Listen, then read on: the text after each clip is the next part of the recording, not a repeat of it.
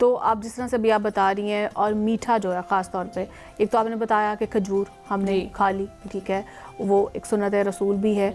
इसके अलावा और भी मीठी हम चीज़ें खाते हैं, क्या वो हमें खानी चाहिए? मीठी अब इसमें एक चीज इसमें इम्पैक्ट आता है कि आप जो सामने वाला पेशेंट है ना, उसके ब्लड प्रेशर में स्पाइक आ रहा है, जिसकी वजह से वो मांग रहे हैं, उनकी बॉडी की रिक्वायरमेंट है। आपने देखा होगा बहुत से जो क्लाइंट्स होते हैं उनका दिल करता है खाना खाने के बाद कुछ मीठा चाहिए, फौरी मीठा हो, ठीक है।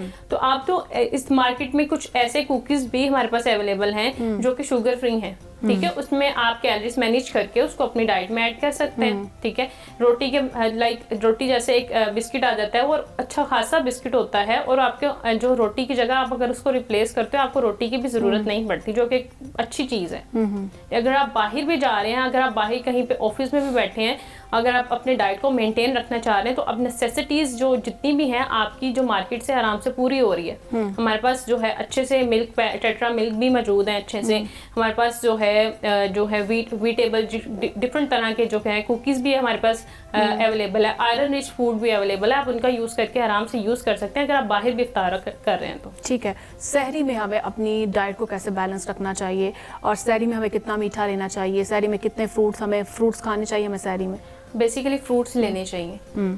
आप जब उठते हैं ना देन सहरी के लिए, पानी की कंजप्शन और खजूर की कंजप्शन करने के बाद आपको एक मीडियम फ्रूट लेना चाहिए, ताकि आपको जो फाइबर की कंजप्शन है वो अच्छी मिले, ठीक है। जैसे ही आपकी फाइबर की कंजप्शन अच्छी मिलती है, आपका स्टमक अच्छे से क्लियर होता है, ठीक है। फॉर एग्जांपल अगर आप ऑरेंज लेते हैं तो आपको विटामिन सी मिलेगा, ठीक है। डिफरेंट तरह के फ्रूट से आपको डिफरेंट तरह के न्यूट्रिएंट्स मिल रहे होते हैं। देन आप अपने फूड पैटर्न की कंजप्शन की तरफ आए। अब हमें इसमें ऐसा फूड चाहिए कि जो हमें लॉन्ग टर्म तक रखे और हमें भूख ना लगे।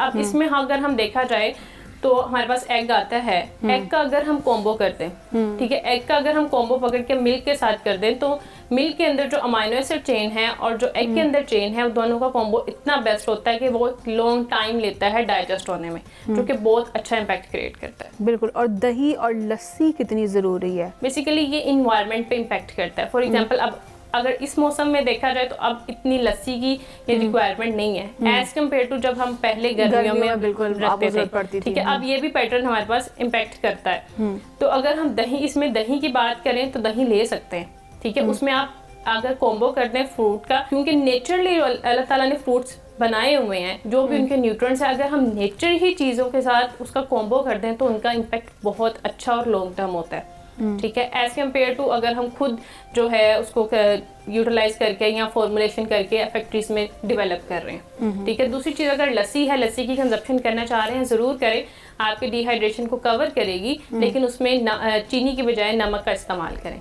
अगर आपको जो अफराद हैं जिनका ब्लड प्रेशर हाई होता है, वो नमक नहीं खा सकते, फिर उन्हें क्या करना चाहिए? जो नमक नहीं खा सकते उनके लिए चाहिए कि स्टीविया मार्केट में मौजूद है, जो कि नेचुरल शुगर है। मिश्री का इस्तेमाल कर सकते हैं, जो कि वो भी एक नेचुरल शुगर है, ठीक है। उनकी कंजप्शन करके वो अपने डाइट को मेंटेन रख सकते हैं। और जैसे कि कुछ अफराद हैं जिन्हें किडनी की प्रॉब्लम है, ठीक है, कुछ लोगों को कोलेस्ट्रॉल का बड़ा मसला होता है, ठीक है, कुछ लोगों को वैसे ही बहुत से और भी डिजीज़ होती हैं, तो उन्हें किस तरह से जो है अपनी जो सहरी में डाइट है वो किस तरह से लेनी चाहिए? सबसे पहले मेन इम्पैक्ट इसमें ये आता है कि जब आप सुबह उठते हैं सहरी के लिए, आपकी बॉडी होती है एम्प्टी मोड पे, ठीक है।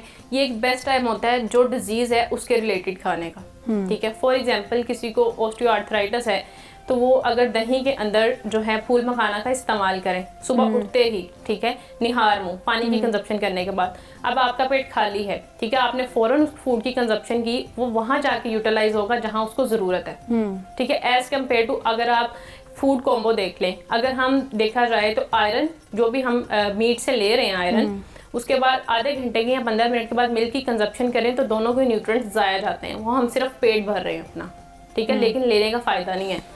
अगर आप एम्प्टी स्टमक ले रहे हैं उसको और एक पर्पस के लिए ले रहे हैं कि मुझे ऑस्टियोआर्थराइटिस का इशू है, मैं इसलिए ले रहा हूँ, ठीक है, और एम्प्टी स्टमक ले रहे हैं, उसके बाद आप फूड कंजप्शन कर रहे हैं, वो हमारे लिए ज़्यादा बेहतर है एज कम्पेयर टू हम बाद में एक फूड के ऊपर फूड कंजप्शन किए जा रहे हैं। और फूड कॉम्बो भी हमें इस तरह मेंटेन रखना चाहिए ताकि हमारी बॉडी की नरिशमेंट हो सके, ठीक है। और अब बात कर लेते हैं हम डिहाइड्रेशन की, क्योंकि ये रमज़ान है, रमज़ान में ये डिहाइड्रेशन के बहुत से मसले मसाइल जो है वो पैदा होते हैं पानी की कमी की वजह से, जिसम में जो ये थकावट पैदा होती है और जिस तरह से हमें कमज़ोरी फील होती है, आंखों के नीचे हल्के पड़ने शुरू हो जाते हैं, सांस जो हमें चढ़ता है, हमें बोलने में प्रॉब्लम होती है कमज़ोरी की वजह से, इसके लिए हमें इसको ओवरकम करने के लिए ऐसी कौन सी जो है हमें डाइट खानी चाहिए? सबसे पहले लोग क्या करते हैं कि जो भी फर्दर अपनी डाइट को लेके कॉन्शियस होते हैं वो क्या करते हैं कि सहरी के बाद एक्सरसाइज परफॉर्म नहीं करते, देन इफ्तार के करीब एक्सरसाइज परफॉर्म करते हैं, जो कि उनकी डिहाइड्रेशन लेवल को ज़्यादा ट्रिगर करता है। ठीक है, उनको स्वेटिंग आती है,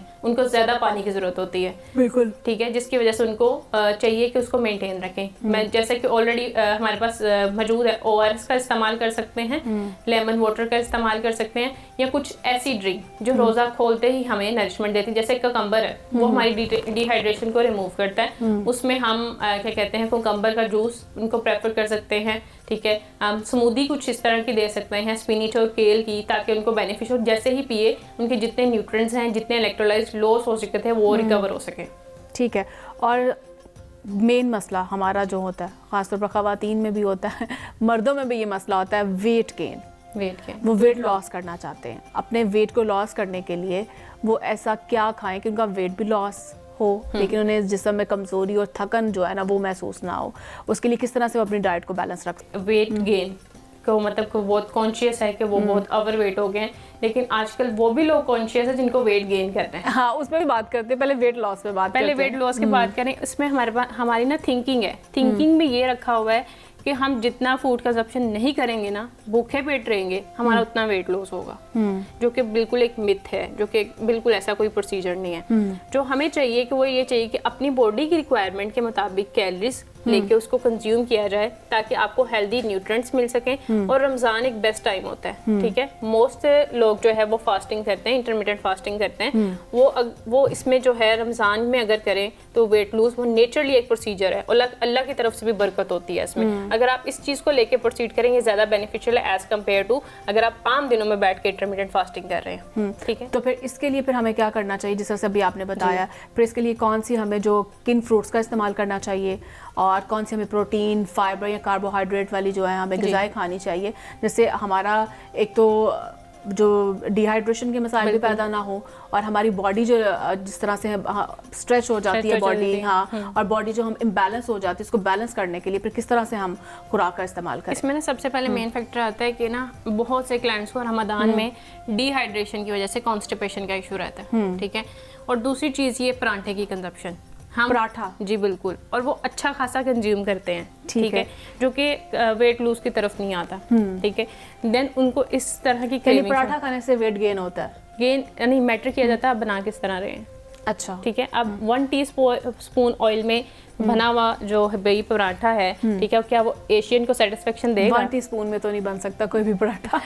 बन भी जाएगा तो एशियन को सेटिस्फेक्शन होगी, हम जैसे एशियंस को एग्जैक्टली नहीं होगी। ठीक है, तो वो कहेंगे कि हम इससे अच्छा है कि हम दूसरी तरह का ही बना के खा लें। तो दूसरी चीज़ इसमें कॉन्स्टिपेशन का आ जाता है, वो भी हमेशा जो उसका जो प्रॉब्लम होता है वो 2 से 3 किलो वेट गेन करवाता है। ठीक है, जो कि एक बैड इम्पैक्ट होता है। ठीक है, ये मोस्टली रमज़ान में इशू आ रहा होता है। ठीक है, देन हमारे पास इसमें आता है कि एक पराठे की कंजप्शन के साथ साथ हमने जो लस्सी की कंजप्शन करनी होती है वो 1-2 ग्लास नहीं होती, वो हमने काफ़ी अवर कंजप्शन करनी होती है। ठीक है, एक डिब्बा रख लेना है हमने, वो कंजप्शन करनी है। ठीक है, देन उसके बाद भी अगर आपको कुछ फ्राइड चीज़ें मिलती हैं जो कि डाइजेशन में टाइम लेती हैं, जो कि बहुत ही बैड फूड पैटर्न है, जो कि कंजप्शन करते हैं। अब तो इतनी टेक्नोलॉजीज आ गई हैं कि आपको वो यूज़ करना चाहिए, एयर फ्रायर यूज़ करना चाहिए। ठीक है, लो ऑयल में बनाने के लिए आप उसमें यूज़ कर सकते हैं।